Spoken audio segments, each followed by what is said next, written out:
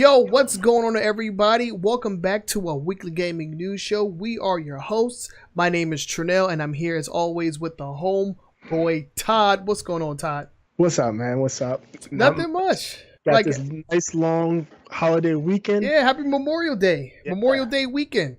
Yeah, definitely.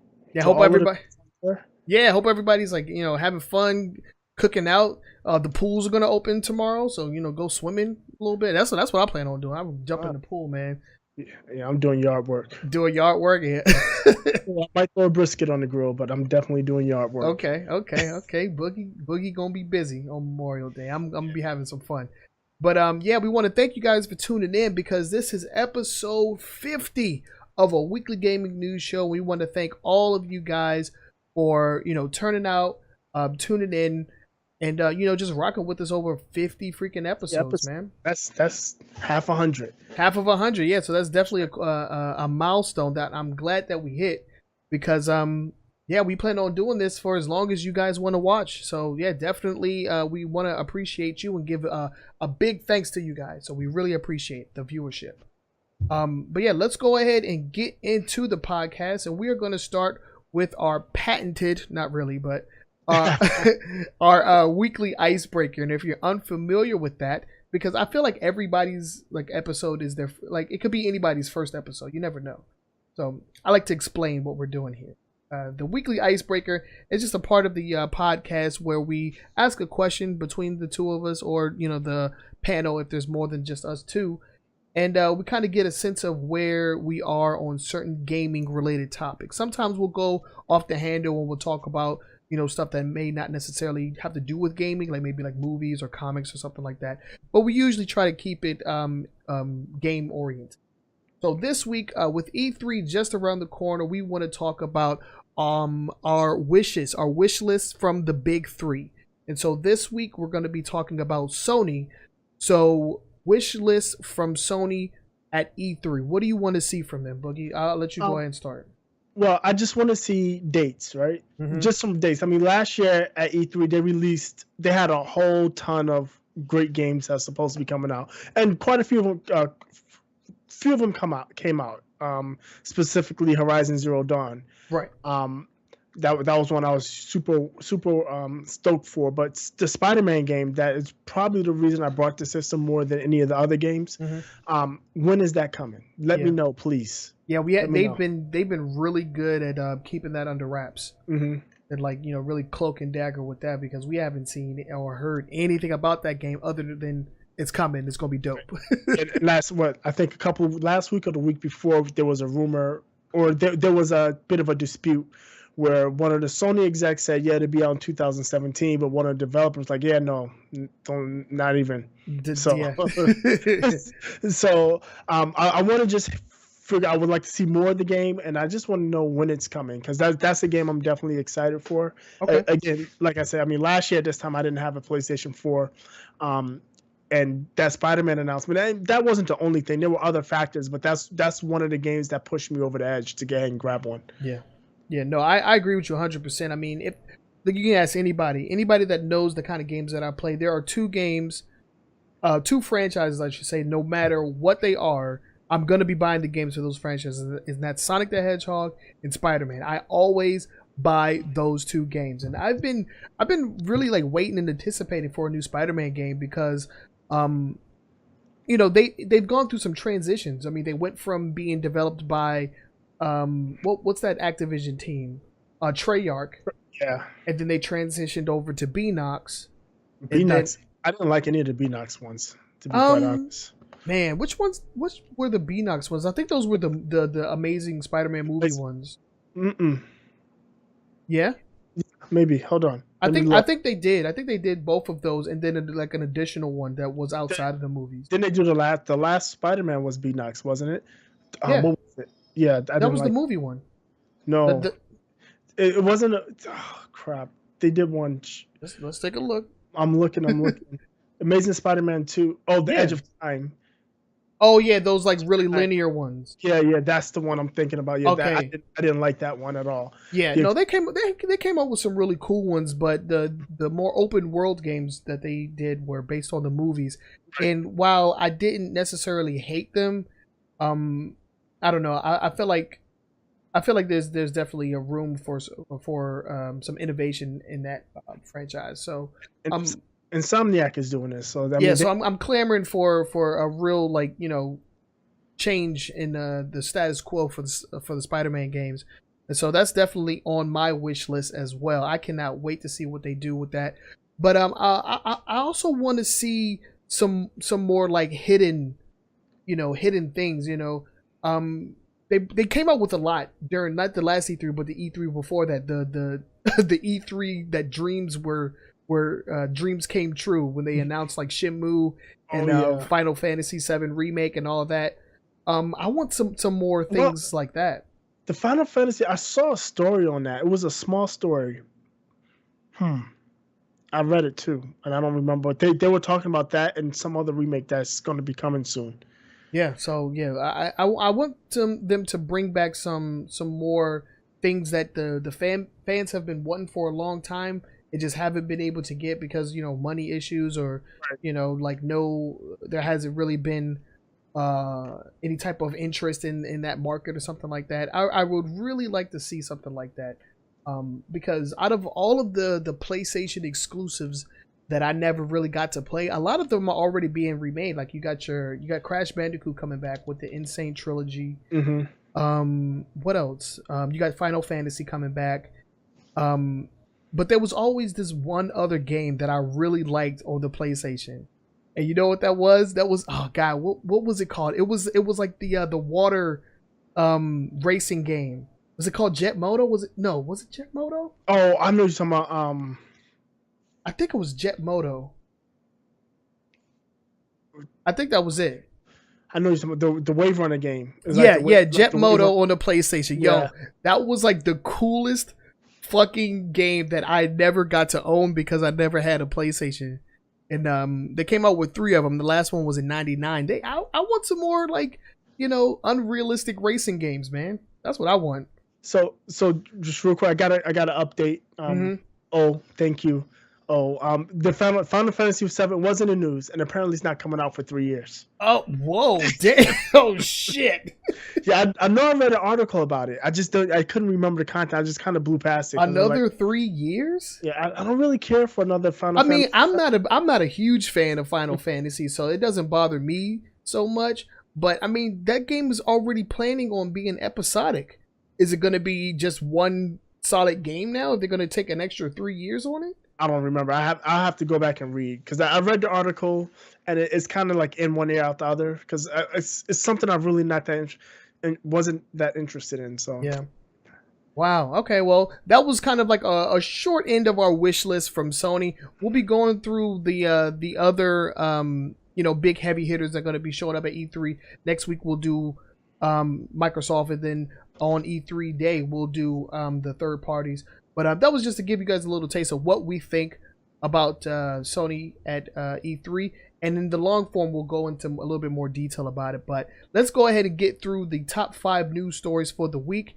And we got some big news out of Microsoft. Boogie, why don't you go ahead and start us off with that? So first, Microsoft announced the Games with Gold for June.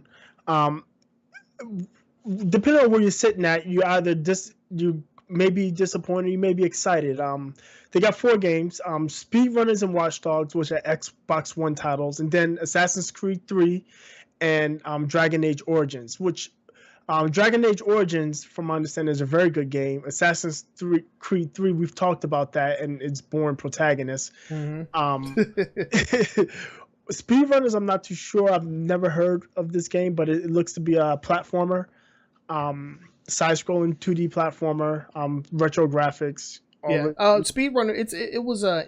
I think that was a not a Kickstarter, but like a Greenlight game on Steam. Okay. So that was out some time ago. I remember actually watching that. It's pretty cool. It's like a platforming racing game. Yeah. It's a racing game. Yeah, it's an actual race. Yeah, it's a racing game. That actually sounds kind of cool. I might want to try that out. Yeah. But Watch Dogs, it's the original Watch Dogs with Aiden Pierce, and we talked about this before the show. I had the original Watch Dogs. I enjoyed it. I enjoyed it enough to buy the DLC. But by the time the DLC came out, I had moved on and I sold the disc. So I have the DLC digitally, but I don't have the game. And I never went back to buy the game. But now that I can get it free, I will go back and play the DLC because, like I said, I enjoyed the game. I may not be in the majority, but I don't care about the majority. I like what I like. Yeah, no, I played the original Watch Dogs. It was very early in my Xbox One career because I didn't get the Xbox One at launch. So around the time where this came out was probably, I think, is when I got the Xbox One, and so I liked it a lot. I didn't have as much of a problem with it, and that's probably because it wasn't really on my radar. Because a lot of people were like, "Oh, this game like." Didn't meet my expectations. I thought it was going to be this and it was that. I thought it was a really cool open world, sandbox, third person shooter. I thought it was pretty cool. Yeah. And I didn't have a problem with that at all. Yeah. The same thing with the DLC though. I mean, I actually have that game digitally, so I can always just re-download it if I wanted to. So it being free this month doesn't really do much for me. It's always been on my hard drive, and I did get the DLC as well, and I haven't even touched it. So I was pretty much done with the game once the DLC came back. I just had no incentive to come back to it. But the other games on the list, you have Dragon Age. I've never played. I mean, I tried to jump into Dragon Age at one point. It's just not for me, man. Yes, it's one of those epic fantasy RPG games. At the time when it came out, I just was playing other stuff and wasn't interested. Yeah. I mean, I know my Mark, my brother. He was a big Dragon Age fan, so I'm sure he's played through this already. But he tried to get me into it, but I just couldn't get. No. Yeah, I think I received Dragon Age Origins, the game that's free right now. As some kind of promotion on PC, and then when I tried to play it, it was like keyboard and mouse controls. I was like, "Fuck this! I'm not playing. I'm not doing this. No keyboard and mouse. Nah, I can't mess with it." And then what? And then Assassin's Creed 3, which in my opinion isn't a bad Assassin's Creed game, but freaking the main character, he's the worst. He's the worst main character. He's all of the assassins. He's so boring. He's so boring. I love the fact that they went outside of the normal white character, even outside of the normal black character. They went with a Native American. I thought that was awesome. But they just made the character so boring, and he whined, and he was just unlikable. I couldn't deal with it. I couldn't deal with it at all. Yeah, I can't remember his name's Carter or something like that. Connor. Yeah, I didn't like Connor. I mean, but it is an interesting story. And it takes place during the American Revolution and all that. Right. So, if you're a history buff, then you can like see where Ubisoft tries to take elements from American history and implement it in there. So it is interesting, but I don't know. I just feel like this game fell flat in a lot of other areas. But the thing was real interesting about this game. This is the precursor to the Black Flag and the ocean play, the ship play. Yeah, because this is where they first introduced naval battles. Right. So that was. I mean, if there's anything that came out of 3 that was good, is the ship battles. Because 4, so good. I will say this: it's not a horrible game. It's actually a pretty good Assassin's Creed game, and the story is pretty good. It's just I just didn't like the main character, and because I didn't like the main character, I didn't want to play it. Right. Yeah. Yeah, he has the Brody effect. Right. Exactly. The Brody effect. That's perfect. And then one other thing, I guess Phantom Dust, which I think is a free the DLC for that game is also going to be available for Xbox on Games with Gold this month.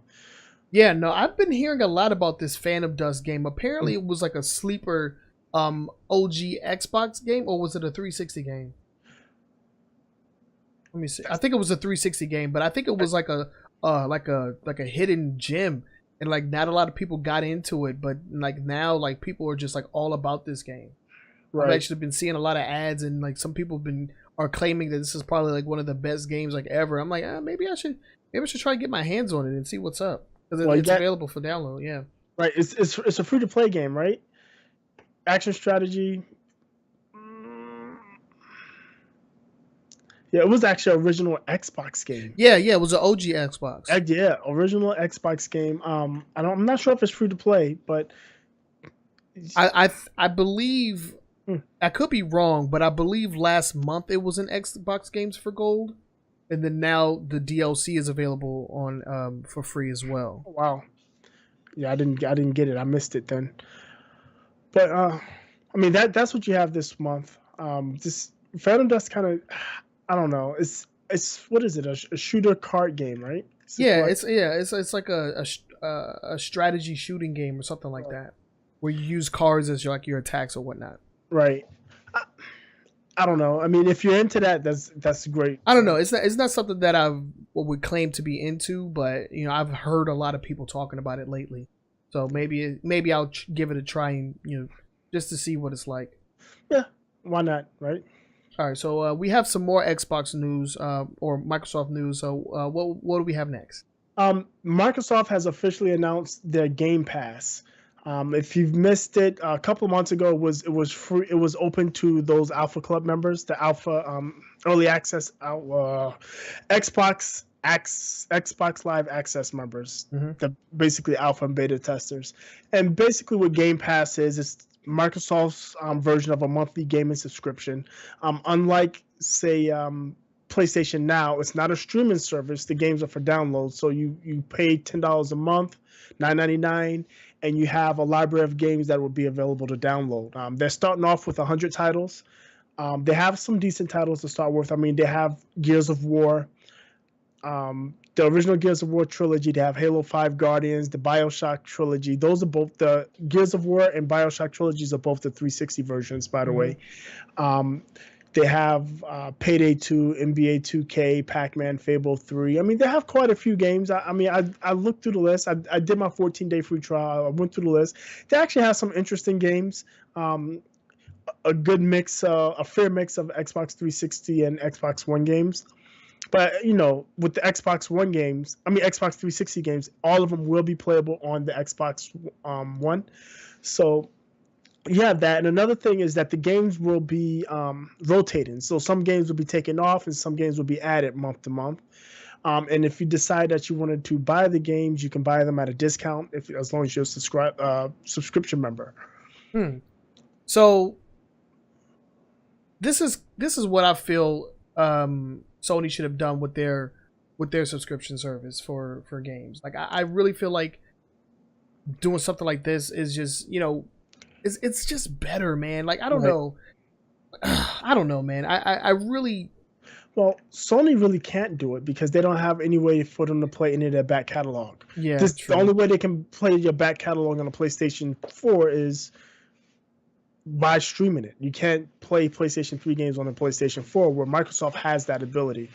Yeah, true. And Microsoft Microsoft had been the past year, they've just been throwing game after game after game on backwards compatibility. And this looks like it could be the reason why. I mean, if you have all those games available on the back catalog, and now you can just play them on the $9.99 a month subscription service. I mean, that's a pretty good deal. Right. I mean, it's $10 a month, which is cheaper than the PlayStation. Was it PlayStation Now or whatever? Yeah, PlayStation Now. I think it's like $15 a month. Yeah, so it's cheaper than PlayStation Now. Right. And it gives you the ability to actually purchase the games, at a lower price point than what they currently retail. I feel like it's overall a better service. Right. And yeah. I'm sorry. No, I was just saying that Xbox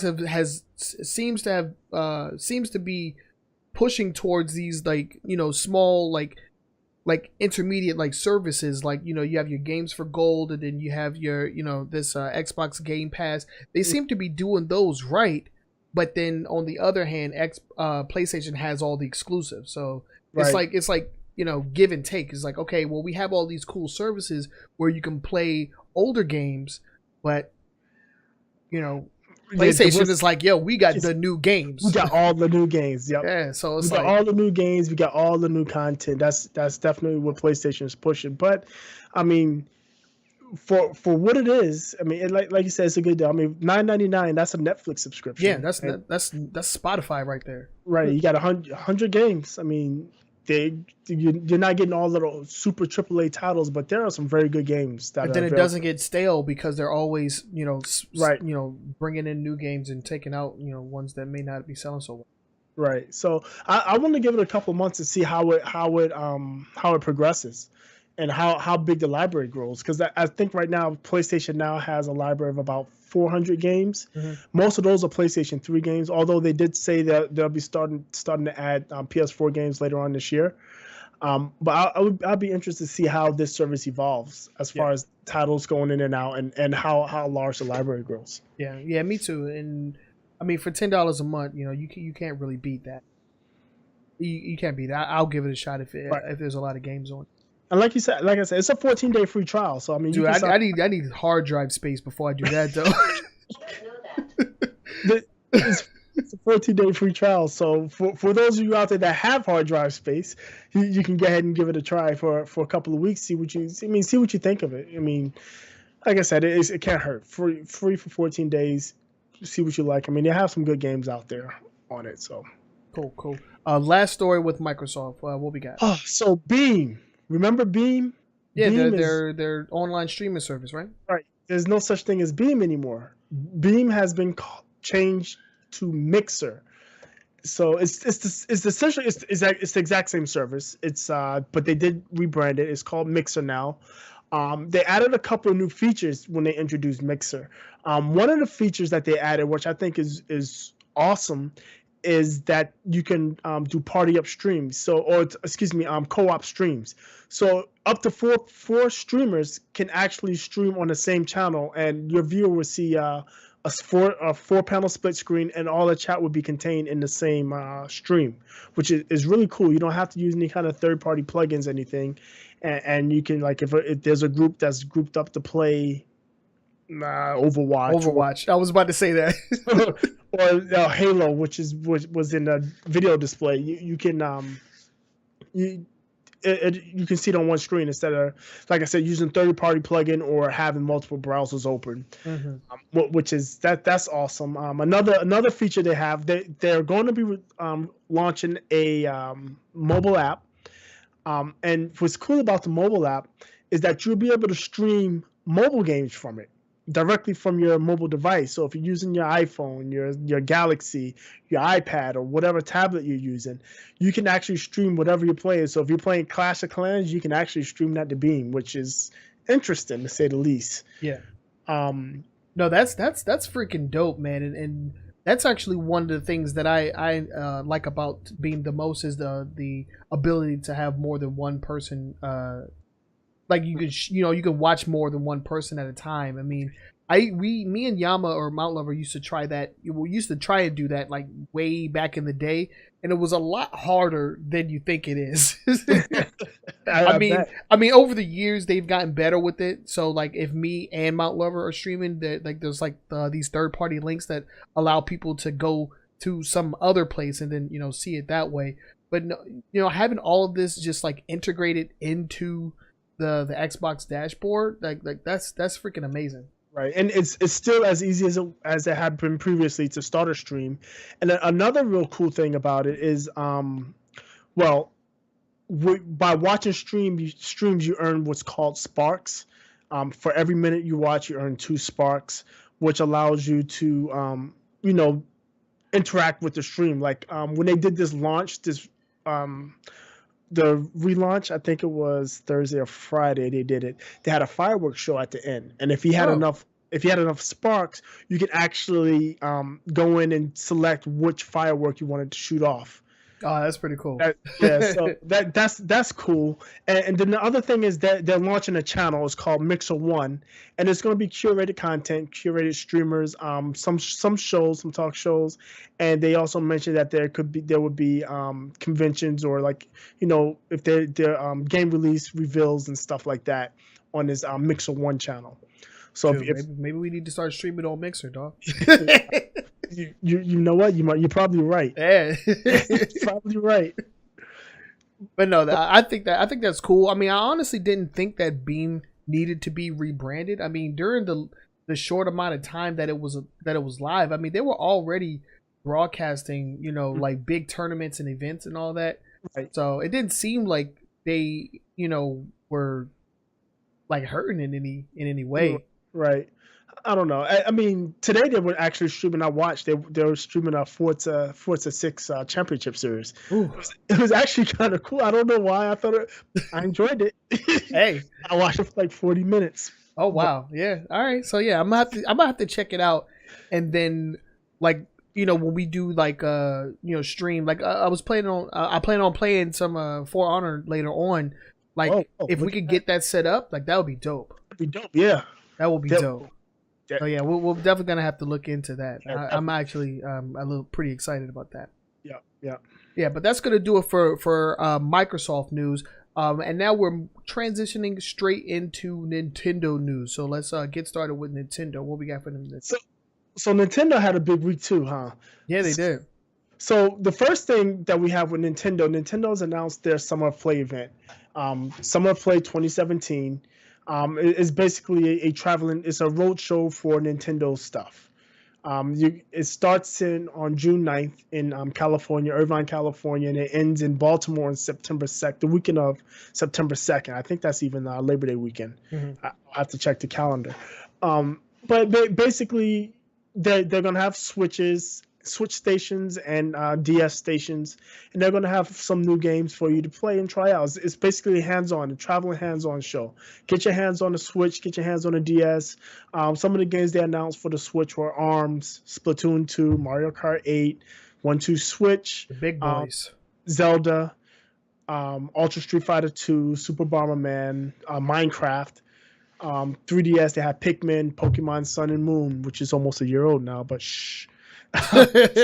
Super Smash Brothers 3DS and Super Mario Maker. I mean, those are some of the games they've announced.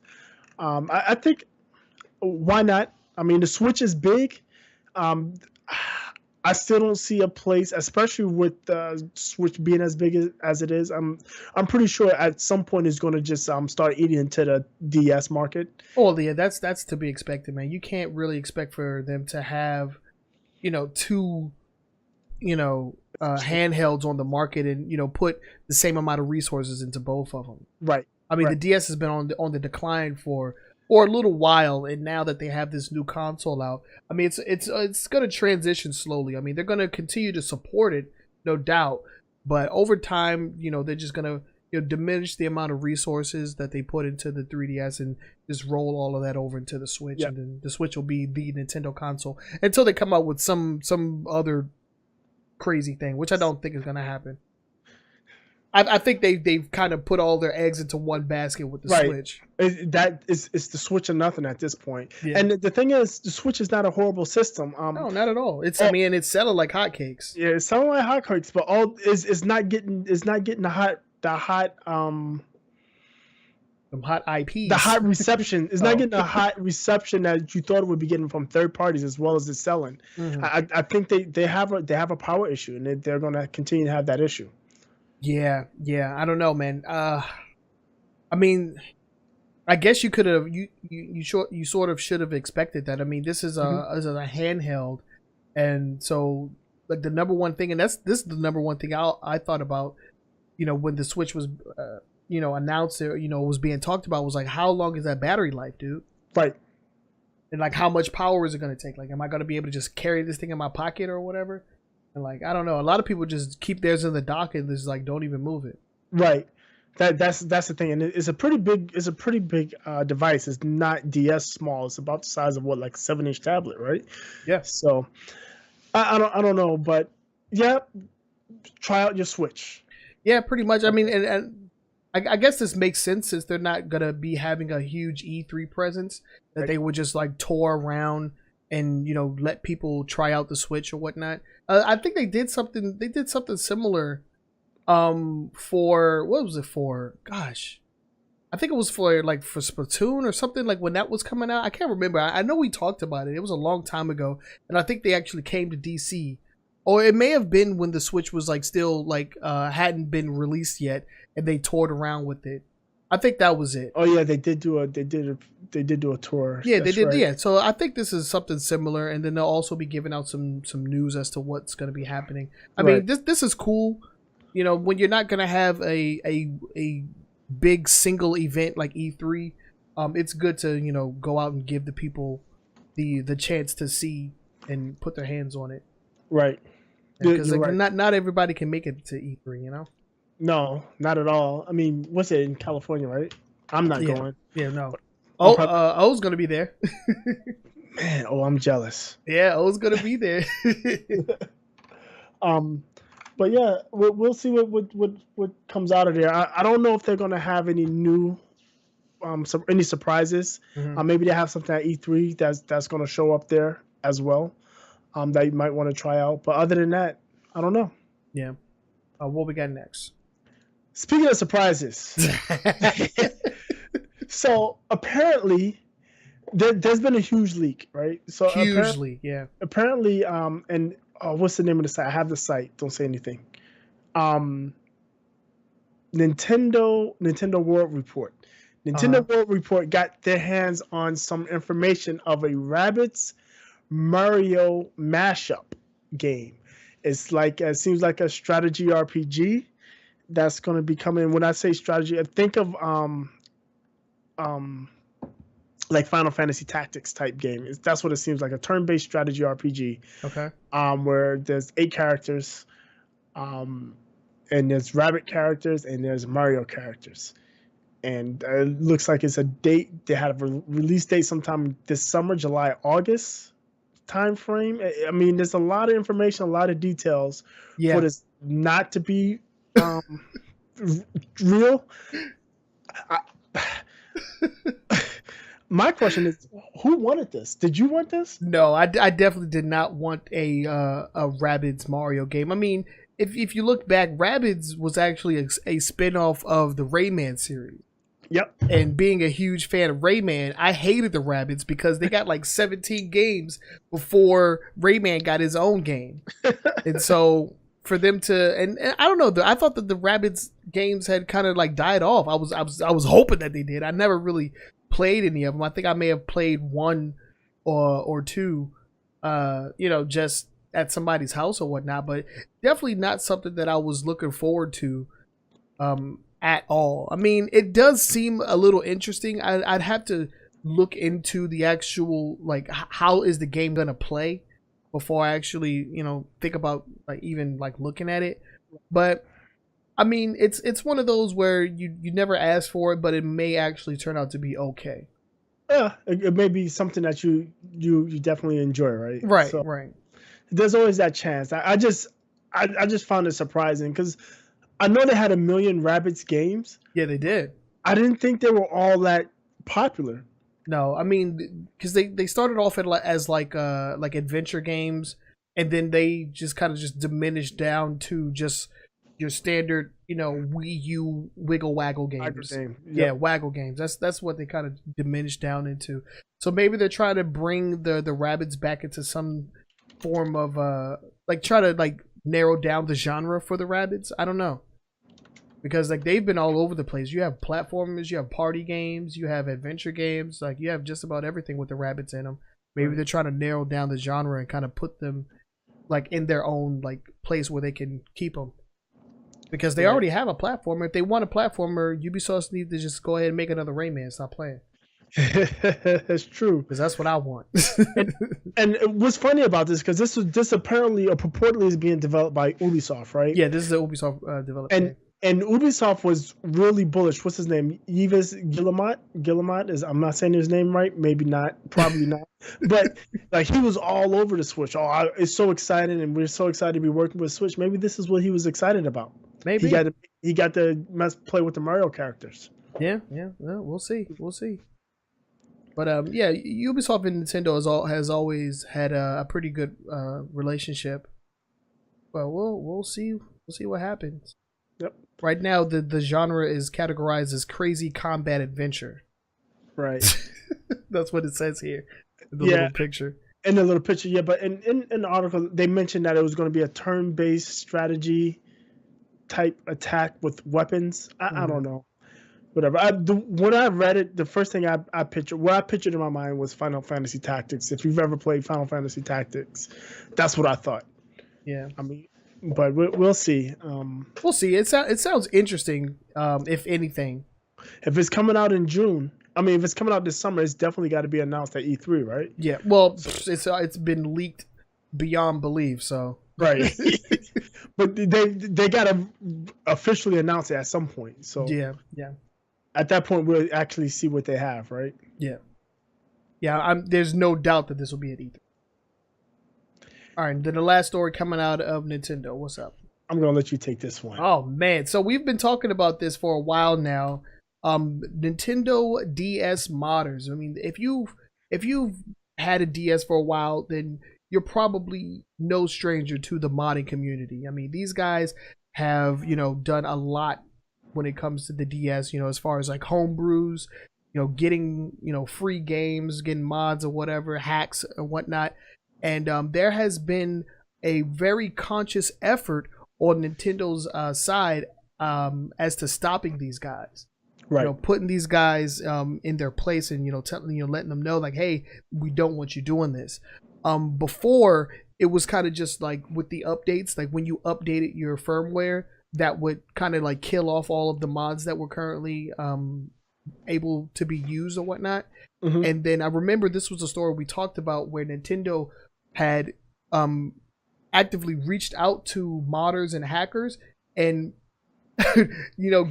offered them positions to help Nintendo battle the modding community. It's like, yo, we will pay you to help us stop your friends from hacking our shit. Yeah. And so now with this most recent story, Nintendo has pretty much given the boot to all modded DSs from their online services. The online, yeah. So unless you have some kind of mod or hack that can make it seem like your DS isn't modded, like I know that's a thing where you have that. I remember because my original Xbox is modded, mm-hmm. and Microsoft did the exact same thing. Yep, where if you had a modded Xbox, you were not allowed onto the service. Mm-hmm. They banned the system. Yeah, they would ban you from Xbox Live.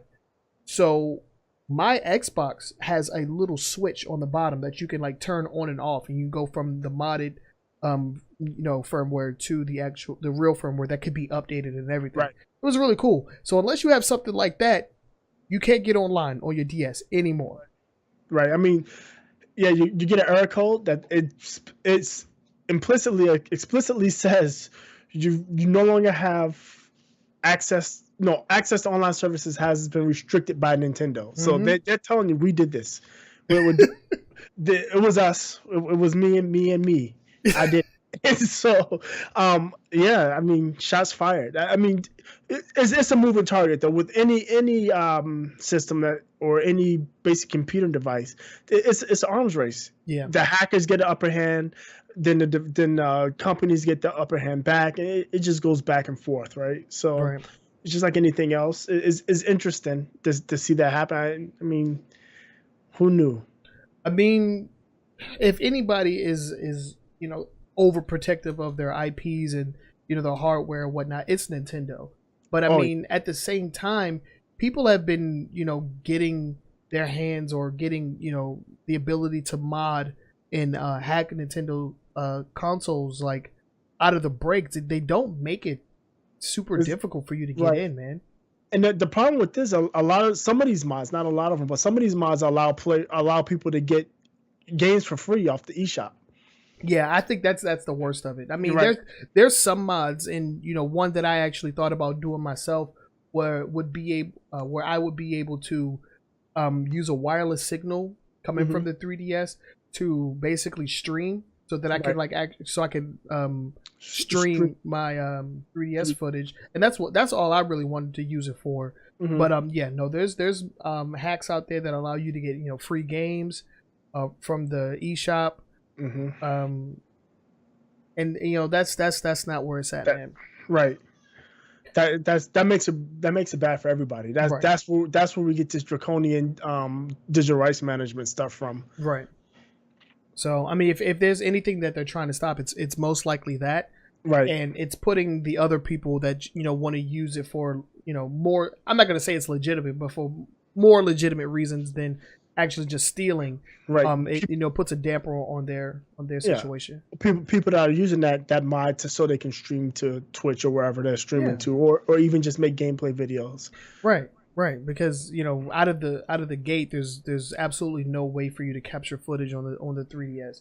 You either need to do some like external modifications where you open it up and like solder in some like chips and all that, or you do a soft mod, which allows you to like use I think it's a Bluetooth signal. You could just like bring up your screen on the DS. It's really cool. I thought about it, but I was like, fuck it, I'm good. No, thank you. I'm good. But yeah, man, watch out. Yeah, if you're a modder, you gotta figure. I mean, you better start looking. Start looking out for that mod update, right? Yeah. Update to your mod to get you back online. I wonder if there's a way for them to actually get back online, like if they update their firmware or whatever. Well, so while they're being kicked offline from official like online play and stuff, you can still get to the web browser, and through the web browser, you can get to the eShop. Mm-hmm. So you can get it that way, but like online services, like if you wanted to do any kind of like game updates, I would guess, any kind of multiplayer stuff, all that stuff is shot. Yeah, well, I mean, you run the gamut when you do stuff like that. Yep. It's like you were saying, it's always an arms race. Yeah, but that's enough Nintendo. Well, we have another story, but we'll get into that in a little bit. But yeah, let's move on to the next story, which is our favorite topic, Overwatch. Yeah, we talked about this before. And Overwatch, I think Blizzard is doing this on purpose. They've been dominating the news cycle for the past 6 weeks or so. Yeah. I mean, every week, and it's not small stuff. They had pretty big stuff. Like last week, they had some stories, but we purposely left them out because we got kind of tired of talking about Overwatch on the show. I mean, we both have the game. I played a little more than Dog, I don't know where my Overwatch disc is. I can't find it. At least one of us has the case. I have the case, and I think I told this story, man. Like I was looking for one game, and like you know how like you'll take out one game and put it in the opposite case. So I was playing musical game disc case for a while, like trying to put all my disc in the right case. And like, the last one that was still missing, and to this day I can't find his Overwatch. It's gone. Uh-oh. I think somebody might have roughed me, man. The bird took it. I'd kill that bitch. Okay, I hate that bird, dog. Yeah, but I cannot find it. My Overwatch is still missing in action right now. All right, so we got to put an APB out on that. Yeah, APB on Trenell's Overwatch disc. But so. Right now, Overwatch is doing their 1 year anniversary event right now. Whatever. But they're doing their 1 year anniversary event. And, the 1 year anniversary, you're getting skins, loot boxes. They added a couple of new levels and such. But on top of that, what they announced is the Overwatch Contenders League, which is essentially like a minor league. It's a tournament. It's an open tournament, invitational tournament for non-pros. There's a North American tournament bracket. There's a European tournament bracket. Sign-ups have already started, so you can sign up now, and there's $100 prize pool, $100,000 prize. Oh, I was about to say $100. $100,000 prize pool. And the North American is going to be the top 6 North American teams, plus 2 teams from South Korea's Apex tournament. And then there's a European version. I mean, North American tour, the open qualifier is June 3rd and 4th. The European open qualifier is June 10th and 11th. Then the group stage starts on June 17th for EU and June 18th for North America. It's on the 17th and 24th in EU, 18th and 25th for North America. And then the playoffs for EU start July 1st, and for North America starts July 2nd. It's your chance to get noticed out there. Get your team together, qualify, play, and if you play well, you might get picked up by you have a chance to be picked up by one of the upcoming professional Overwatch teams. Man, as if freaking Overwatch wasn't becoming competitive enough. Now, like even in the casuals are becoming hardcore. Right. Because there's that one chance that you can get noticed out here. Right. I mean, it's interesting. I mean, like, so you're normal, your 14-year-old, 15, 16-year-old right now that's sitting there playing Overwatch sees this. I think that's the only game they're going to be playing for the next 6 weeks, right? Until, Yeah. well, not even 2 weeks. Next week is when the tournament starts. The third next weekend, I think that is. Yeah. But yeah, it's interesting that they're going this route. I mean, they call it, I think, season 0. Yeah, Overwatch Contender season 0. So I'm sure they're going to be doing this on a pretty regular basis. So I mean, yeah, I mean, I call it the minor leagues, because it's a bunch of people that haven't been noticed that has a chance to get noticed. So if you want to get noticed, you want to crack, you want to become a professional Overwatcher, want to break out, practicing. Yep. Yeah. All right. Well, that's enough Overwatch because it. And it's funny because we have another story that kind of like took over the podcast for a while, which we're going to talk about in a bit.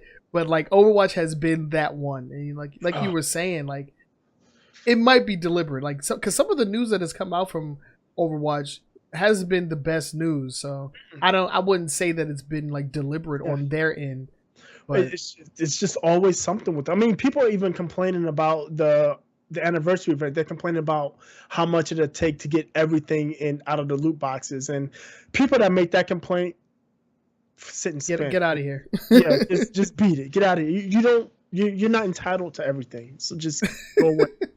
I paid $60. I want everything on the disc. Go away. Oh, and better pray to RNGesus out here. Stop playing. And this weekend, this was a free weekend for Overwatch. It was. Tomorrow. It ends tomorrow, and if you want to buy the game, you can get it for, I think, 30% off. That's not a bad deal. No, definitely get your money's worth. Yeah.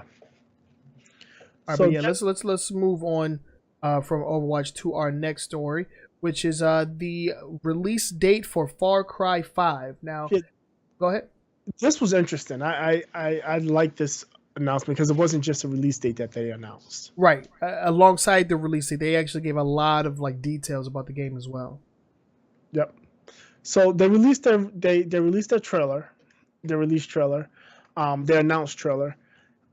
It definitely looks super interesting. It looks like some kind of religious cult murdering people. Yeah. For the first time in the Far Cry series, it's coming to the United States. The game is going to take place in Montana.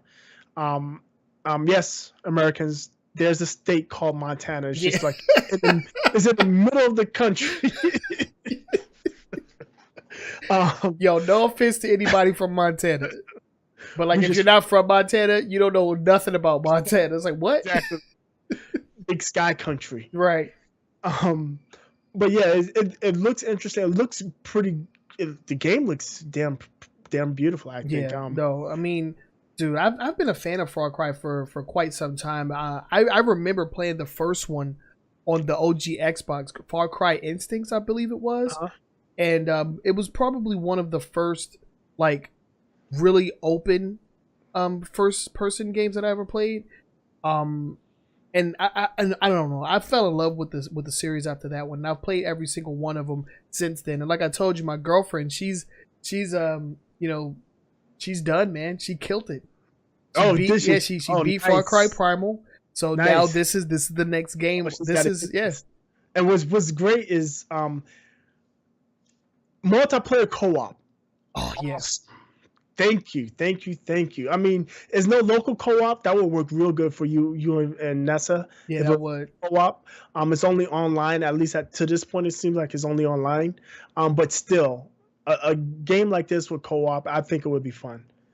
Super fun. Yeah, me too. But I mean, shoot, I may be picking up another Xbox, so you never know. You never know. I guess there you go.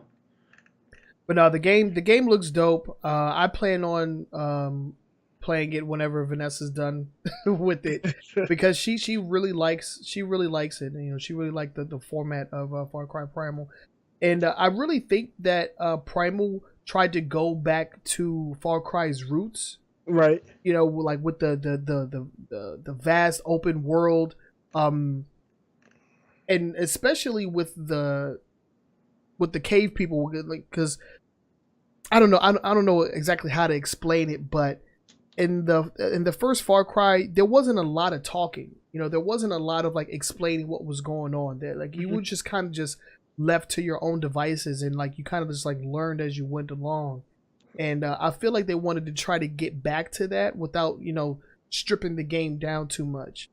So I really do appreciate what Far Cry Primal did, especially after my initial impressions of it being like, well, where's the guns? Like, how are you gonna do guns if you do? I don't know, but it came out really good, and I've only put a couple of hours into the game myself, as Vanessa's just been going crazy.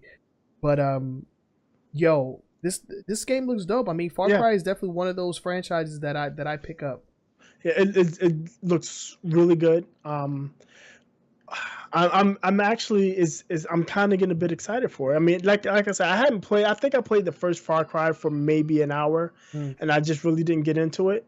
But this game looks really good. I like just having online co-op. I like games that allows me to play with my friends. Yeah, I love it. So that's definitely something that interests me. Another thing that I saw that's coming back, and I don't know much about it. Maybe you do. Is the in-game map editor. It's something they had before and they had taken it out. They're bringing that back. I never really dabbled into that much, but yeah, I'm aware of it. Yeah, and then so I'm excited. I want to see what they got going on here. It looks fun. It looks good. Yeah, and it's gonna be a fun time. The premise is straight out of Montana, religious cults. That doesn't surprise me in Montana. Sorry, Montanans. I was like, yo, I ain't touching that. What happens in Montana stays in Montana. I don't know. Yeah, but no, if anything, it's going to be a very interesting story. I mean, Far Cry has always had very interesting stories. I just really hope that the main character doesn't piss me off. Yeah. Because Far Cry, I think this was 3? Yeah, Far Cry 3 had a very, very interesting story, but I hated the main character. Yeah, that was Brody, right? No. Yeah, that was Brody. That's Brody. Yeah, that was Brody. Brody. And it definitely, Far Cry 3 definitely had some of the coolest like villains as well too. I think his name was Vaz or something like that.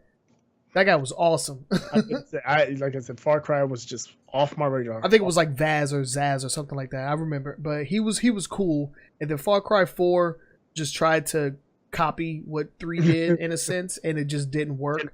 Yeah. It's like, yo, let me copy your homework. All right, but don't make it look like exactly like mine. Right. It was one of those situations. And so Primal definitely got me back into the Far Cry series, and then so I'm excited for Far Cry 5. I think it's gonna be a good time. February 27th, guys. PS4, PC, and Xbox One. I'll probably get on the Xbox. I'm wondering if it's going to be. I'm assuming it's going to have PlayStation Pro support, but considering it's coming out in February, I wonder if it's going to have. And I'm not calling it Project Scorpio anymore. It is now the Xbox One Elite. I wonder if it's going to have Xbox. Hold on, did they? No. They didn't get, I was about to say, did they confirm that? Oh no, the Xbox One Elite. I mean, it sounds dope. Like if you call it that until they call it something different. Okay, so yeah, the Xbox One Elite version. Yeah, because that's if by that time I should have it. So right. So Vanessa, she'll have this one, and I'll have the Elite. And what's nice is, you wouldn't have to buy it twice. Mm-mm. Well, if you buy it on disc, you will. But if you get the game, is she like a guest on? Is she guest on your account, on your Xbox Live account? Yeah, she is. Yeah. If she's a guest on your Xbox Live account, you only have to buy it once, digitally. Yeah. That'll be the plan. That's the plan. Right. So I mean, other than that, yeah, I'm excited. Yeah, that's gonna be fun. All right, let's move on to the next story. And this was a topic that used to dominate our podcast back in the day. Pokemon Go. Who's still playing Pokemon Go? Raise your hands if you're still playing Pokemon Go. Anybody? One's in chat. If you're still playing Pokemon Go. Nobody's playing it. No. Pokemon Go was in the news recently because, well, why don't you go ahead and tell the story, Boogie? What happened? It is what is the story now? The one of the marketing leads at Niantic hinted at legendary Pokemon being available this summer in Pokemon Go. People have been asking for legendary Pokemon since this game first came out way back when, and it looks like they're going to release it. And I think summertime is best for them because the people that play Pokemon Go the most are in school, and they'll be out of school this summer. So if they release legendary Pokemon in the wild in June, July, like they need to do it within the next couple of weeks and get kids excited again about it again. They may see a uptick in usage. I mean, over the summer there was the 8 figures users, right, in the tens of millions of people. And to be fair, Pokemon Go still has several million people that actively play the game. Right. It's still a large base of characters, just not like exceedingly large like it was almost a year ago. Yeah, because they're coming up on their 1 year anniversary too. Right. It's not dominating the news cycle. It's not a dominant mobile game like it was when it first came out. Right. But yeah, so it's in the reason that everybody is like up in arms is because he posted that this summer will be legendary. You can't say stuff like that without it actually meaning something. Right. So I mean, I feel like if they don't do it, it will be a mistake if they don't do something to reinvigorate the base there, because I mean, the faithfuls, they're going to stay, but I mean, the point of having a game like this out, because it's a free game, you don't have to purchase anything, but the point of having these games like out there is to bring new people in, and have them spend that money. Right, exactly. So legendaries would definitely be the way to go, because I think they already started with Gen 2. I don't think they have a lot. They don't have a lot of Gen 2. It was this winter they did that. They pushed out update to add some Gen 2. Yeah, so they only have some Gen 2 Pokemon. And, so I really think that Legendaries is like the only way to go now. Right. I mean, it's something they promised way back when too. It's not like they never mentioned anything about it. Right. They had said Legendary would be coming at some point. So yeah, and people were doing anything they could to get their hands on them early. Cheating and hacking and all types of craziness. They were banning people. I remember that now. Yeah, they banned people, yeah. Yeah, I remember that was one of the stories we talked about. Yeah, back in the day. Oh, so long ago. Almost a year ago, yeah. Yeah, around a little bit after today, but yeah, that's all we were talking about. Yep. It was crazy. All right. Yeah, so all 6 of you that still play Pokemon Go, get ready for your legendaries. Get your legendaries. Now, let me ask this question. Yeah. Now the legendaries are coming back. Who's going to pick Pokemon Go back up? Yeah, who's going to pick it back up? That's my question. Yeah, certainly not me. No, I'm good. I'm done. I'm done. It's still on my phone, and the thing is, I recently had to get a new phone, so I got the Galaxy S7 because I had the 6. I had to get it replaced, and when I backed up all my apps and all that, and so when I went into my apps, I saw the Pokemon Go was still in there, so it's still there. Yeah, it's on my phone because I remember exactly why I put it back, because I had taken it off. I got a new phone, but I never put it back on. But I put it back on when they released the Watch app just to see what it was. Yeah, that's right. And yeah, that's probably the last time I've even booted it up. Pokemon Go. Pokemon Go away. Go away. All right, let's move on to the... Oh yeah, so that was our top 5. That was our top 5 news stories. If you have something that you would like to submit to us, you could do so on our social media, or you can just leave us a comment in the comment section on wherever you are consuming this media, whether it's on your favorite podcasting app or if it's on YouTube. Just let us know. Send us stories, and if we don't talk to them on the top 5, they'll definitely make it into our next segment, which is the quick hits. And the quick hits is a part of the podcast where we don't really do a deep dive into the story, but just kind of talk to you guys about some of the things that's been coming out lately, and just gives our kind of like our 2 cents on it. So we're going to go ahead and start with that segment, the quick hits. And the first one that we got is what? What do we have first? Well, unsurprising to no one, or surprising to no one, is that Red Dead Redemption has been delayed. Oh no! Originally scheduled to come out fall 2017, it has now been pushed back to spring 2018. Dude, fall of this year seemed way too early for this game to be coming out. Yeah, honestly, because it just dropped out of nowhere last fall, right? Right. Like they posted a picture like the silhouette with the red background and sun, Yeah. and then they said, "Oh, Red Dead Redemption is coming out next year, 2017. Pre-order now." Wait a minute. But yeah, I mean, it doesn't surprise me. I mean, when Rockstar makes these games, Red Dead, Grand Theft Auto, they're huge. It's a huge undertaking. The games are usually very open. They're very vibrant. They have tons of memorable characters. Right. So And each one is normally bigger than their last game. So right, all of you that thought GTA 5 was huge, this is probably going to be even bigger than that.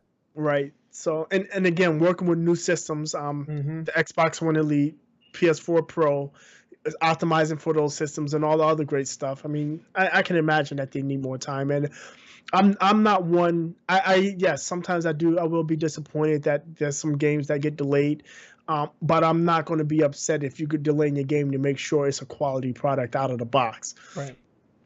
So yeah, Red Dead is being delayed. Not surprising, and then it's also not something that I'm salty over. No, I will wait until winter 2018 for Red Dead because I know it's going to be that good.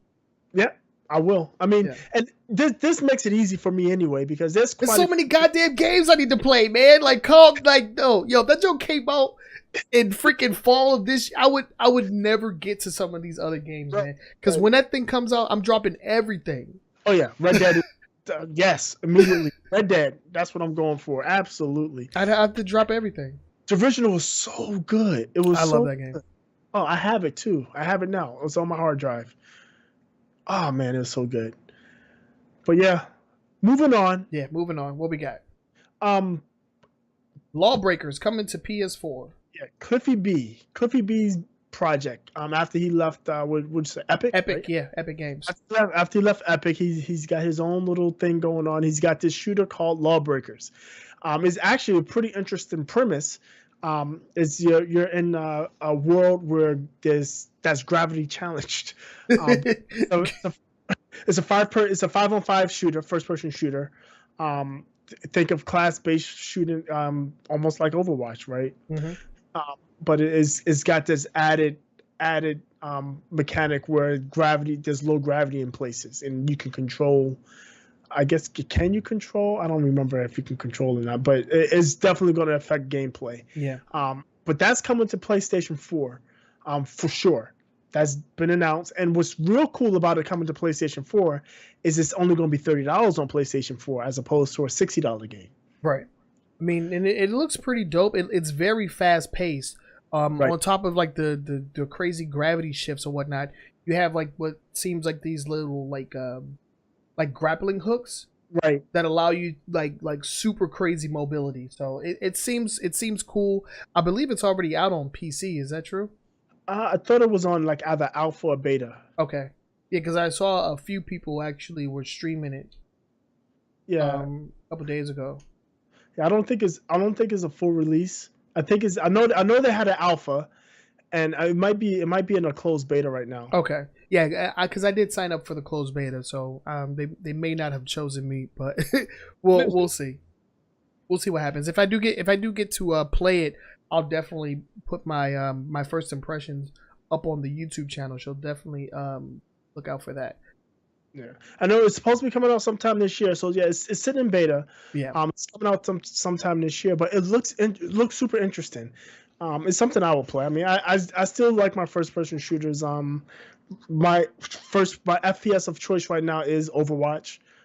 This one just seems a little too fast. I don't know if my eyes will be able to keep up, man. Yeah. Like it looks fast. Like, and it's like almost like Call of Duty fast. Like if not faster. Well, yeah, it does. But I like that it's actually a full 3-dimension as opposed to like, you run up, being on a straight plane. There are levels as opposed to like having to climb up a ladder, climb up a building where it's pretty much scripted, or you're on the line, like where there may be a bridge on the stage or a ladder you can climb to attack. This one where you can typically go onto a higher plane and adjust where you're at. It's kind of nice. It's interesting. I want to try it out, but I won't say it's something that I'm dying to play. Right. And one other thing is Cliffy B did mention, it did say that an Xbox version is not ruled out. So it may at some point come to Xbox. Yeah. So here's to hoping that it does. I mean, what I'm concerned about is crossplay. Like, will we be able to get some crossplay? Because for the PlayStation and PC version. And PC, yeah, there's no mention of that either. That's a good question. Yeah, I don't know why nobody's really been pushing for crossplay, man. A lot. Every time I've asked about crossplay, and every article that I read about crossplay, I'm not sure about that. Shut up, Alexa. every time I've read up on it or I've even talked about it, it's always the controls is the question, because people on PC want the KBM, keyboard and mouse, and console players are using controllers. And since they're using controllers, they get stronger auto aim. PC players are like, well, they get stronger auto aim, they have an advantage. And then we say, well, using the keyboard and mouse is more precise, you have an advantage. So it's kind of hard to balance that way, especially in a first-person shooter. Mm-hmm. A fighting game, not so much. And I don't think anybody plays Street Fighter V with keyboard and mouse. I can't imagine how that's going to work. But I think that's the main issue is the balance between keyboard and mouse and controllers with auto aim. Yeah, that's true. Well, let's go ahead and move on. What we got? Our last quick hit. The last quick hit is a Street Fighter update. Street Fighter V update coming on May 30th, so 2 days from now.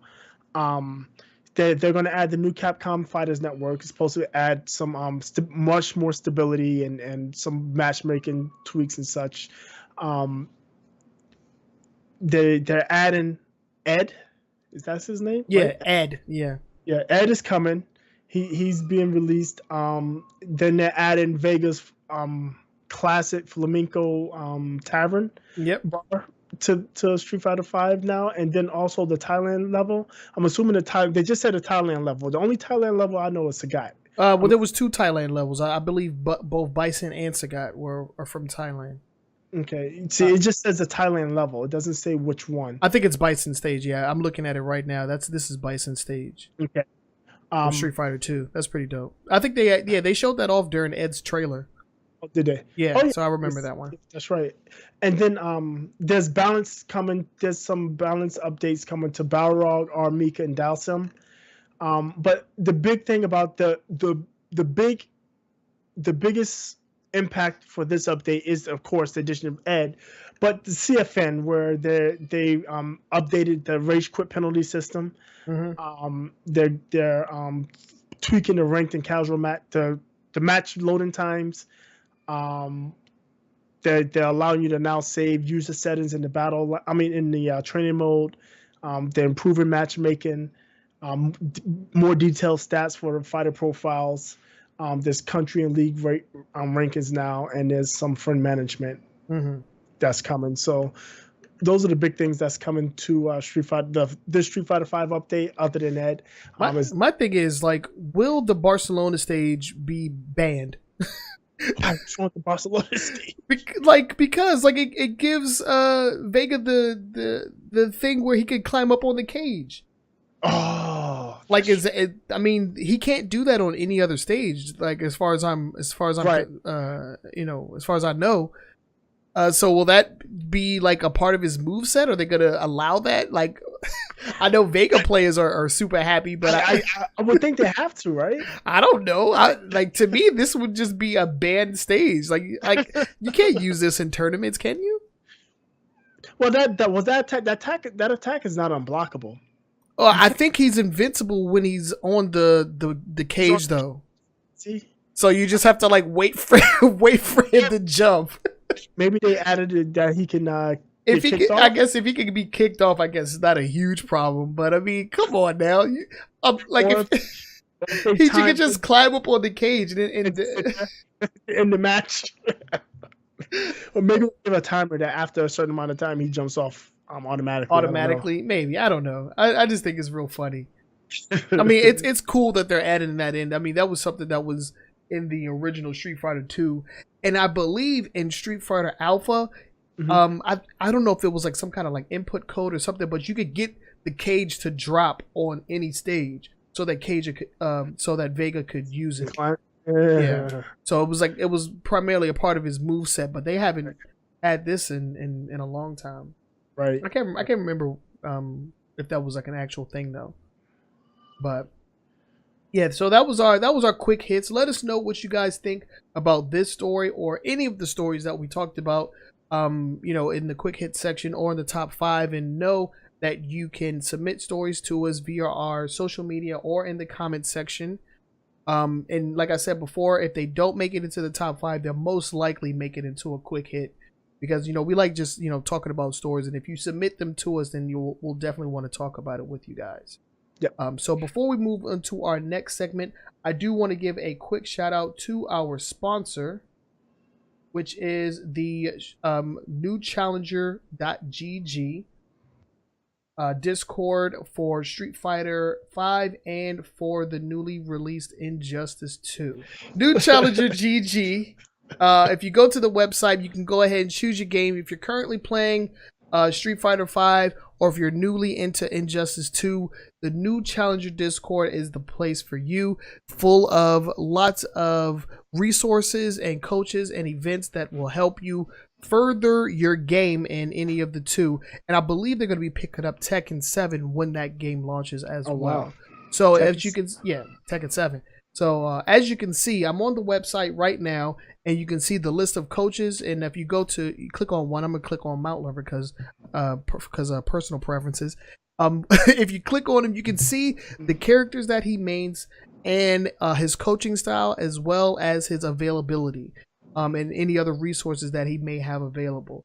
And it's really cool because they can do either group coaching or one-on-one coaching as well. So it's a very, very in-depth tool, and it's something that I would recommend to anybody that's trying to get their foot into the door as far as being competitive in these two new games. So go ahead and go to newchallenger.gg and get some knowledge, man. Because that's what it's all about. When you're getting into fighting games, and you're like, God damn it, how can I play this game? How can I have fun in this game? How can I learn to not get my ass whipped?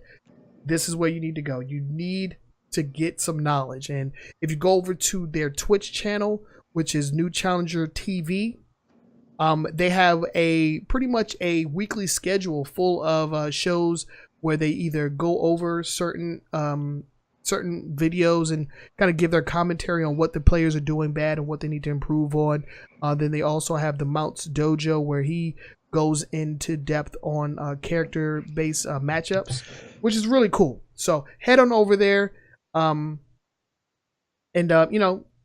educate yourself on some fighting games. But yeah, so right. Sorry about that. I totally screwed myself on that one. Before we I was like, where? Yeah, go ahead. No, with the long form. Yeah, the long form. Yeah, we did quick hits. But you mentioned Tekken 7. Did you see the story of the pro that he got beat up? What? And then when he's playing, he lost. He got whipped in Tekken, and he immediately went to the settings and changed the display settings. I guess it was displaying at 1080. He changed it to 720 because the lag from 1080 is detrimental, apparently. No, I didn't hear anything about that. I know that Tekken 7 has like a built-in like delay even in the online, and it's to help with like it's built into the offline. I think it's like an embedded like 5-frame delay or something like that, 4-frame delay, something like that. Because that's what you get when you play it online. Yeah, is that why it's makes sense? It's to compensate for the online, because Tekken hasn't been known for having the best online. So maybe they're trying to do something about it with this. So he turned his settings from 1080 to 720. 720, yeah, and still got whipped. Damn.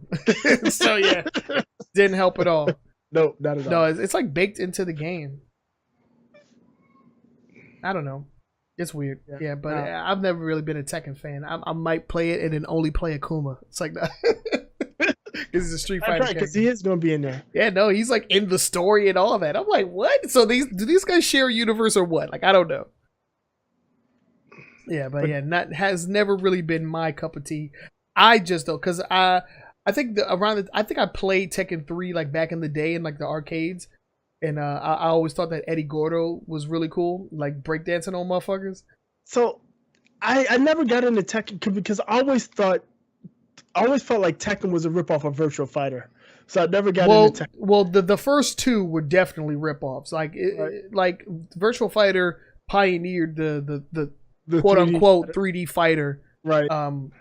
And Tekken 1 was a complete ripoff. They even had the fucking moon jump like Virtual Fighter had. But 3 is where they definitely like changed everything around. Yeah, they went on. But just because of that, I couldn't. I just never got into it. Yeah, I was big, like Virtual Fighter. Jesus. Yeah, I was a big VF fan. I wonder if Sega be bringing that back with their roadmap to 2020. Yeah, no, that would be dope. I mean, I'm not a fan. I could never play Virtual Fighter. That shit was way too fucking hard. The Drunken Master, man, that was my dude. You and O gonna have to go at it because that's the only fighting game that O will fuck me up in. I'm like, I'm not playing this with you. I'm not playing this with you. Man. But yeah, let's go ahead and get into our long form discussion. And to kind of piggyback on what we were talking about in the weekly icebreaker, we're gonna continue with some predictions for E3 2017 as it refers to Sony. So let's go ahead and get into some predictions. What do you think they're going to come out with this year? Well, the thing is, a lot of the stuff they talked about last year, we haven't seen. Spider-Man, the Kojima game, what's it, Death Stranding? Death Stranding, yeah, that. The God of War. Change the title. That's a dumb title. The God of War game that they talked about. I mean, we haven't seen any of that, so they definitely have to bring that stuff up and show us what they have with that. But I think, and it could be to a detriment, but I think they're going to push hard on this VR stuff. You think so? I think they just released that one game. What's it called? Flashpoint, I think it's called, which is supposed to be super good. And there's not, other than Resident Evil 7. And this new game they just released stuff, I'm pretty sure it's called Flashpoint. I have to look it up for sure. There hasn't been any real big titles on PlayStation VR, and it seems like it's it's just dying down, the clamor about the PlayStation, because for months, like after it was announced, it came out in October, November when it came out, probably all the way up into January, you couldn't find them on the shelves. And now they're everywhere. Yeah, they're everywhere to the point where I'm constantly seeing deals, $50 off. Like I told you, I wouldn't buy it for $399. If I get it for $250, I'll get one. Right. So I'm seeing the price coming down. I see it on the shelves all the time. Sony's got to do something to drum up more attention to the VR headset. And I think they're going to announce quite a bit at E3. I mean, No, I agree with you on the fact that, you know, there's definitely been a decline on as far as VR is concerned, but I'm actually thinking that they're going to spend, I mean, it wouldn't make sense for them to not invest more into it. You know, they put a lot of money into it, and I don't know that they haven't been selling well. I'm not going to say that they haven't. I mean, I'm assuming that they've been selling well enough, but probably haven't like exceeded any expectation. Right. So when they first started, yes, but I don't think they've been able to hold the line. Right. They haven't been able to hold those sales consistent. I'm pretty sure it's in a decline, a significant decline. Yeah. Yeah. So your thing is a big push on VR. Right. That's your prediction. Yeah, big push on VR, and they're going to give us information about some of the games, because I mean they had quite a few games. I mean, we got The Last Guardian, we got Horizon Zero Dawn, but we don't see much about Kojima's Death Stranding, the God of War title that they mentioned last year, Spider-Man that's looks like not coming out until next year at the earliest. They had that Detroit game. What about that Days Gone game? Do you remember that one? I remember that. Nothing about that. I mean, they had a whole bunch of stuff that they talked about, and they didn't know. Nobody said anything about. Right. Since. And on top of that, my belief is that Sony is huge in paying for, if not just straight up third party exclusive contents. So I can see they have that deal with Activision right now. So when they announce, when they go to E3, when Destiny comes out, they're going to have an announcement for exclusive content there. They're going to have exclusive content for Call of Duty, or they have DLC first for Call of Duty. So those things, that's what I'm expecting from Sony is essentially more the same. Because about half of the games they talked about last year haven't released yet. Yeah, and we haven't seen much. I'm expecting to see updates to most of that stuff. I'm not expecting to see a ton of new stuff. I'm sure Sony always has new stuff, and they always have great new stuff. So they will have some new stuff. The new Uncharted game that has the girl as the protagonist, right? Yeah.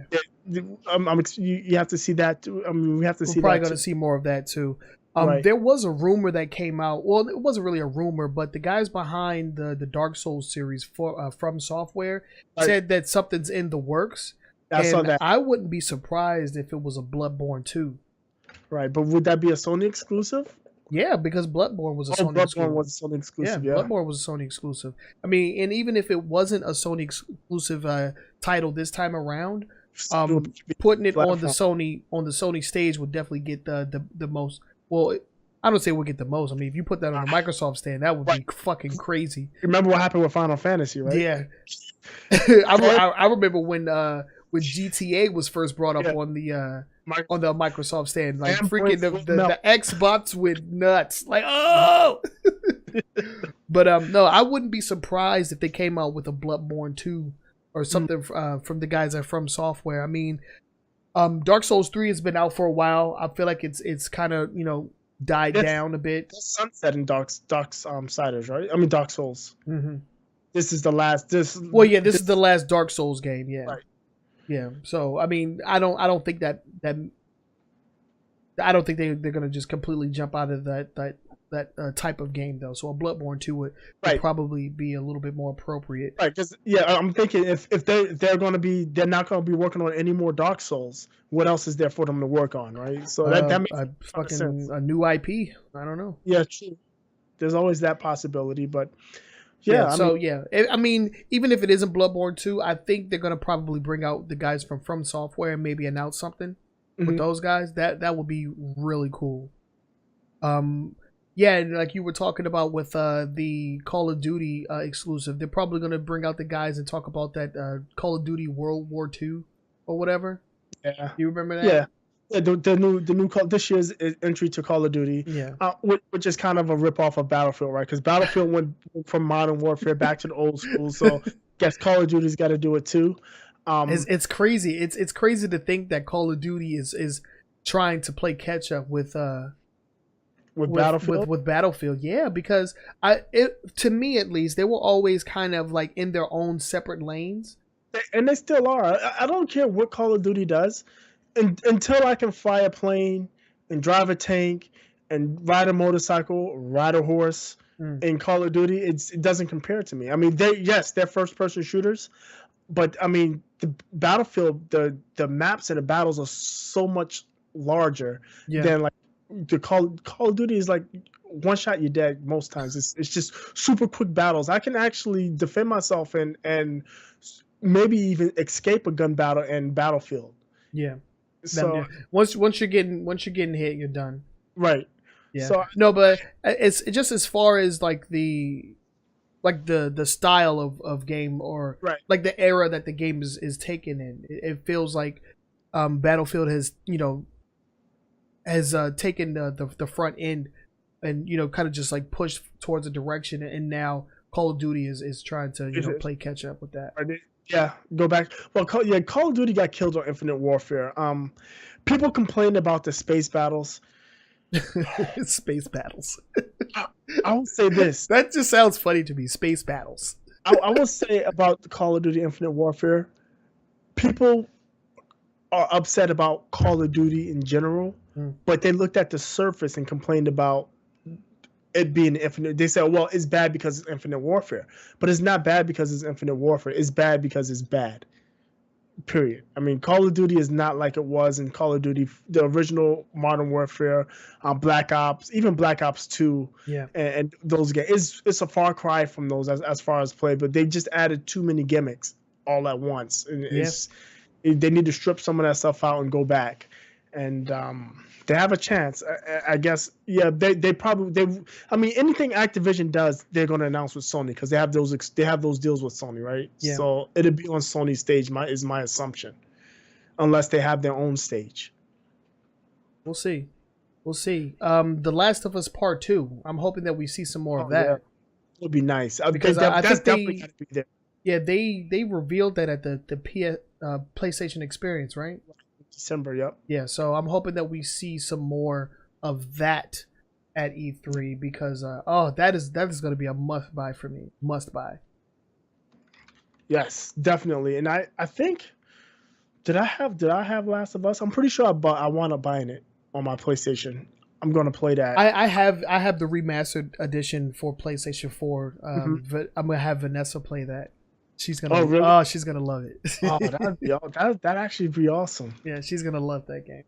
Yeah, I remember when it came out. Right, it came out on the PlayStation 3. I don't remember what month it came out, but Mount Lover, he had a PlayStation 3 and he played it. Right, he told me, he's like, "Yo, this game is so good. You need to play it." I was like, "I don't have a PlayStation 3 and I'm not gonna buy one."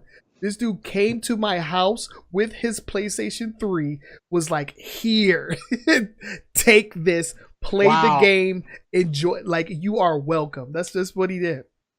Wow, that's awesome. Yeah, it was.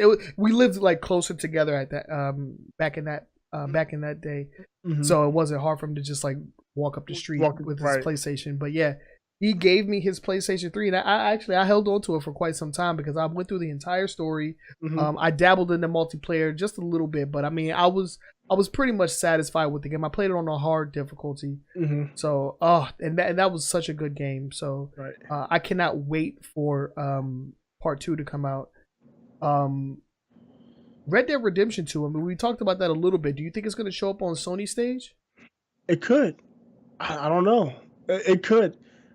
I've been noticing, and I don't know if you told me this or somebody else told me this, that the Red Dead Redemption like promotional material was being showcased as like it was the Sony version of the promotional material. So every time you saw something, it was like for PlayStation or whatever. Did you tell me that? Or somebody? No. I don't know. It wasn't me. I haven't noticed it. I'm looking. Because typically it's easy to tell because all you do is look at the trailer. Because it always shows on the trailer if who's the lead on it, because they'll show like the Sony lead or a PlayStation, and it doesn't show either. It doesn't show either. Okay, I think I may have read that wrong or something like that. But I don't know. I really feel like when it comes to like games that gamers want to play. PlayStation has definitely they've been in the lead. They've been in the lead there, so I wouldn't be surprised if Red Dead Redemption showed up on their stage. Yeah, you know what? I wouldn't be either. I wouldn't be either. And we talked about this at Microsoft. Microsoft needs that, and we'll talk about Microsoft next week. Yeah. So, but they need something. Yeah, because Sony has been killing it the past ever since the initial launch. Or initial announcements of the PlayStation 4 and Xbox One, Sony has been just since the announcement, they just when they said that we're going to be $100, what was it, $50 or $100 less, or something like that? Yep, it's $100 less. Oh, $50 less. It was $50 less. Yep. But no, I agree with you on a lot when it comes down to the God of War, Spider-Man, Uncharted. We're probably going to see those games return because since that E3. Last year, we haven't seen anything. Freaking Knack 2. That shit looks fun, dude. I want to see that game. Yeah, we haven't seen nothing about that either. Yeah, they talked about that. Did they talk about it at E3? I know they talked about it at the PlayStation Experience. Did they talk about it at E3 too? I don't believe so. I think that was a PlayStation Experience premiere. Right. And then I don't know. So let me ask you this question, because I've read a couple of articles, and this is people. These are op-eds, opinions, right? But people are saying because PlayStation Pro has been getting knocked around a bit for its lack of power, it's supposed to be the powerful system, but it seems to not be as powerful as it should be. And with the Xbox One Elite coming out, people are thinking that Sony may try to announce another hardware revision. What would you think if, or how would you feel about another hardware revision from Sony this soon? I feel like that would be bad news. I feel like they have enough going for them just on the game side, where if they would have just focused on the games and not necessarily like the hardware itself, like that would put them in a better position. I really feel like, just reneging on the freaking PS4 Pro would be a bad idea. Right. Right, I agree. I can't imagine them trying to say just like already just trying to make that system obsolete. What does that say to the people that spent that money? That right. Thing wasn't cheap, man. That wasn't cheap. It's not cheap, but it's not that. It's and then what would the price point be? Right. And what would they do with the OG PS4? Because if they're going to step it up again. Now you got you're gonna have 3 systems, or you're gonna have 2 systems and obsolete one. Right. Are they just gonna cut their loss? Like I really don't think they're ready to cut their losses with the PS4 Pro. It's, to be quite honest, there's really no reason for them to come out with a new system. The PS4 was plenty powerful, right? And it was nice to have the PS4 Pro with the promise of 4K. That's nice to have for those people that have those setups, right? Right. There's nothing else. There's nothing else but power. But even then, with power, you're only going to be your system is only going to be as good as the software. Right. And most of the time, the software is not really keeping up with the hardware. I mean, at some point, like I don't think anybody has like maxed out the PlayStation 4 yet. Right. Like this isn't like back in the 360 or the PlayStation 2 where everybody was like using up like the entire disk space on the disc and trying to max out the hardware or whatever. Right. I don't think that's the case this time around. Like everything now is more about like resolution and frame loss and like little minute things that don't really matter to me, honestly. Right. Yeah, exactly. And like you said, at this point, it's a brand new system. It's not even a year old. It wouldn't even be a year old. And for them to try to come out, I don't think they should try to announce or come out with anything for the next 2 or 3 years. Yeah, or at least a year after the Scorpio. Like at the very least, right? A year after the Scorpio, or the Xbox One Elite. Sorry, that's what we're gonna call it. Xbox One Elite. That's right. You heard it here first, folks. Xbox One Elite. But if they were to do something here and now, that would definitely show that the people that bought that made a mistake. Right. And I don't think that's the message that they want to be pushing. They definitely don't want to. Yeah, they just need to again concentrate on content, get the games out, get the developers to make the games PS Pro compatible or PS4 Pro enhanced, and go that way. That's another thing I'm definitely looking forward to is how many of these games, because a lot of the newer games coming out are PS4 Pro announced, but I would like to see them come out, and say we have this many games that's going to be as PS4 Pro enhanced, but going back, these games I would like to see some games getting PS4 enhancements, some updates, some older games getting enhanced. That'd be nice. I mean, because again, we're at a period where yes, there's a lot of games coming out, but there's a lot of games that are the same. Sequels. Destiny sequel, Call of Duty sequel, Assassin's Creed sequel, Red Dead Redemption is a sequel. Yeah. Not a lot of original IPs. And there's still a ton of back catalog that's out there that's very good games to be played. So it'd be nice to see some of those get the upgrade treatment. I don't know how realistic that is. I mean, who's going to go back and work on it? Because it's not going to cost them any. It's not going to really make them much money. True. So we'll see. Unless they had some kind of service that allowed you to go back and play games. Backwards compatibility games. Just saying. PS Now. Man, PS Now sucks, man. Shit blows. But yeah, so was there anything else? No. Not that I can. not that I can really think of. Like I said, I just want to see the games that they announced last year get some. At least let us know if they're still coming, and if they or are if still they're canceled or something. Yeah. yeah, when they come, show me some kind of screenshots, gameplay, even a trailer, some kind of trailer. I mean, something to show me that the game is still on track to Oh, I be. would love some more Spider-Man gameplay. That would be dope. That would be nice. Yeah, I want to see that Days Gone too. I want to see that again. Days Gone. That was that. That was that. It was like the biker dude. He was like running away Right. from like all those zombies and shit. Yeah. It was that like one. an entire like field filled full with zombies. That shit looked crazy. That's right.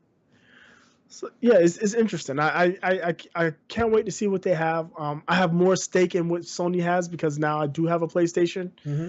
So, yeah, a year ago you didn't even have a PlayStation. I didn't really care. With the extra, I didn't really care. And at that point, I wasn't planning on getting a PlayStation either. Yeah. I had plans because I had a PlayStation. I got rid of it because I never needed it. So dang, man, what a year does to people, man.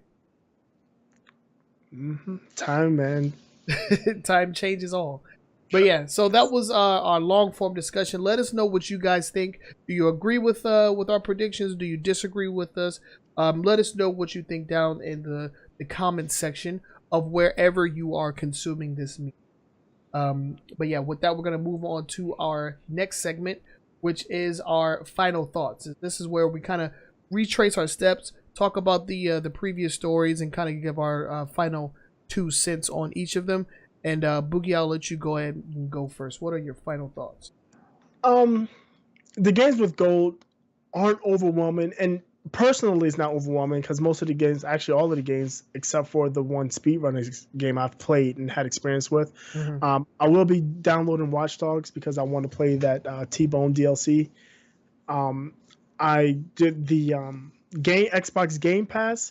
It's interesting. I'm gonna let my 14-day trial run out, and I'm gonna keep my eye on what's coming and going. And as the service grows and matures, it's something I might look to subscribe to. I've $10 a month. I mean, like you said, that's Spotify, and that's only listening to music. This is playing games. Yeah, I mean, this is playing hours upon hours of right. Of a So game. I don't think that's a horrible deal. I think that's actually a pretty good deal. And then Mixer, I'm a little bit excited about Mixer, the stuff that they're bringing to the table with it. The mobile first, the channel is really nice, and the fact that you can partner up and do a multi-stream on one window, that's really cool. Yeah, I really like that. Let's see, Nintendo, the Summer Play thing, I may try to make it up to Baltimore if I don't have a Switch by then. I don't give a rat's ass about Mario Rabbids Smash. And I really don't have any thoughts on the modded DSs. I mean, you get what you get. I mean, you at the end of the day, when you're doing that, when you mod a system and you get on somebody else's network, you're violating their terms of service, and they have the right to boot you. Exactly. So, the Overwatch Minor League is a gift and a curse. That might kick me off of Overwatch because it's already ultra competitive, and this is just going to make it more ultra competitive. I like Overwatch, but I'm not going to try to make a career out of it. Far Cry 5, I'm excited about. Like I said, Far Cry hadn't been on my radar at all. I watched the trailer. They also have, if you haven't gone, go to Ubisoft blog. They have an introduction to 3 other characters, which is cool. It makes me interested. It looks pretty, and I love the co-op campaign play. I believe they had co-op campaign at 4. I believe. But not Primal though. I think it took it out of Primal. RDR2 is delayed. I mean, what else is new? Like you said, I'll wait until fall 2018. It doesn't matter when it comes out. Whenever it comes out, I'll be getting it.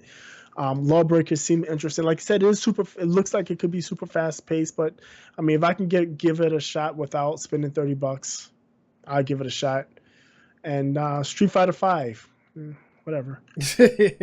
As far as I'm concerned, the games for gold, I wouldn't say that they're underwhelming because there's a lot of really good games there, but I've either owned or still own all of them except for the speedrunners game, which I've seen in the past, so it doesn't really interest me too much. What I am super interested in is that Phantom Breaker, is that what it's called? Phantom Dust. Phantom Dust. I definitely want to try that, and now that the DLC is available for free, that might give me the incentive to go out and give that a try. My friend in the chat, he says that it's fire, so I may have to try that out and give it a shot. Game Pass, I may take a look at it. I mean, $10 a month, you can't really beat that price for the amount of content that you're getting. So I may try that out. Beam, or I should say Mixer now. Super interested, and I'm gonna have to tinker around with that because if we can get some multi streams going, I'm all about that. I am all about that. Definitely. I like the fact that it's so seamless and it's built into the Xbox right UI. It's built right into it. It's built right into it. Yep. And then the fact that you can actually stream from your phone, I don't think that Twitch has that availability yet. I think they're working on that, but that's actually pretty dope that you can just stream mobile games. I know that anybody else that's streaming mobile games has to like plug it up into their capture card or something like that in order to get that to show up. So that's actually really cool as well. So you can stream your Pokemon Go while you're out. Yeah, you can like legit stream Pokemon Go. Yeah, without having like a freaking massive like VR headgear like connected to your freaking like spinal cord, and then get mad when somebody busts you upside your head and take all that equipment from you. Like, this dude is walking around with $1,000 connected to his freaking head. I'm gonna rob him right now. Like, sorry, no, idiot. But yeah, the Summer of Play, yo. If you want to head out to Baltimore and like, you know, see what's up together, like if it's not like super like, oh well, it's sold out, like, because I don't know, is it going to be like a ticket, or is it just like open to everybody? It's open to everybody. You just have to sign up, I believe. Okay, so yeah, if we may turn that into a thing, and if we can like go there and see what's up with it, if we don't have Switches by then, then yeah, that might actually be something cool that we could do. And it is a holiday weekend. It's Labor Day weekend. Oh, okay. So yeah, we'll see. Maybe. Yeah, it's just gonna be packed. Anyway, yeah, can't be mad at Nintendo for booting off modders. Like, you just can't be mad at that. I'm super excited for Far Cry 5. Not excited for Legendaries of Pokemon Go. Red Dead Redemption 2 can be delayed to 2019, and I will wait for that game. It probably will be. Knowing Rockstar, those guys, they will delay a game as many times as necessary to get it right. I don't have a problem with that. Yeah. I'm hoping it won't come out until Christmas 2018, around that time. Yeah, it gives me plenty of time to clear up my back catalog and the new stuff that's going to be coming. Yeah, because we got like in between now and then, I still got games that I'm going to be playing. I don't want to think about it. Yeah, Lawbreakers. I don't know. I signed up for the open beta, so hopefully I get into that, and I'll give you guys my first impressions here on the YouTube channel. You should definitely check that out. And as far as Street Fighter V update, I don't know. I haven't touched Street Fighter V in a while. I've been trying to get back into it. Mount Lover is actually going to be competing in Evo for Street Fighter V, so that's going to be fun. If we make it far, then you guys will see us on TV. That's just going to be dope. That's awesome. That's just going to be dope. And yeah, so that was our final thoughts. Let us know what you guys think on any of the stories that we talked about today. Leave us comments down in the comment section. Let us know what you guys are thinking.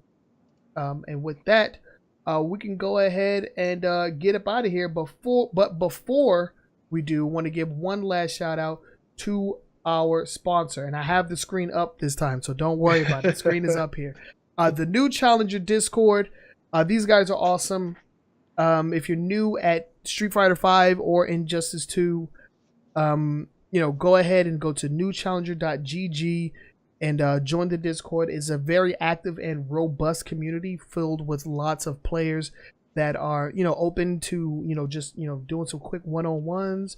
You can get coached by a group of like different coaches. You can also go to their Twitch channel where they have weekly content where they go over videos and just talking about video games in general. These guys are awesome, and I definitely want to give a big shout out to Mr. Vinegar, who's also not only just a Fang coach, as you can see on the website here. He mains Fangs, and he does one-on-one style sessions as his coaching style. You can see his availability is evenings.